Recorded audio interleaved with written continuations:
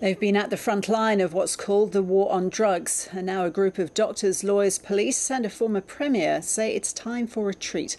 They've released a report calling for an end to prohibition of drugs, which they say is killing and making criminals out of young people.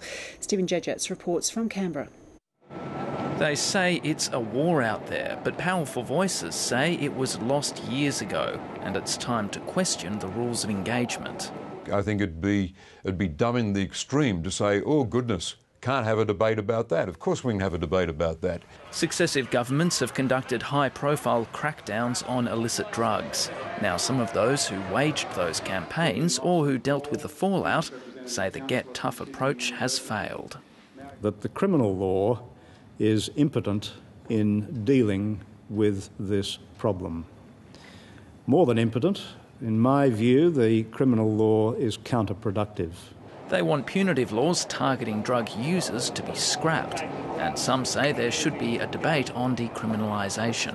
Probably police are more effective now than they've ever been and becoming increasingly more sophisticated and skilled, but at the end of the day, we don't make very much difference. You know, arguably we don't make any. Everyone knows someone who's fallen foul of the criminal laws as a young person, and really it's changed their lives.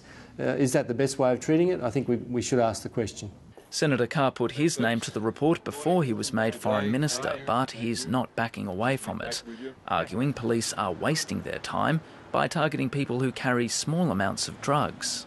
I don't stand with people who think that a free-for-all legalisation is viable, but I don't stand with people who think that it's got to be a battle to the last police officer and the last sniffer dog.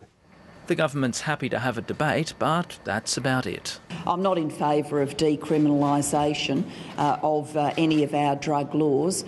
We want to keep supporting people who need our help. That before you would make any change like this that was a significant one, that you would be absolutely convinced that it was going to make a difference in reducing the harm that could be caused and not sending the wrong message. I think Winston Churchill said, many years ago, no matter how beautiful the strategy, you should occasionally look at the results. I'm saying people are looking at the results and frankly they stink. That won't be the last word on the subject. Stephen Jedgetts, ABC News, Canberra.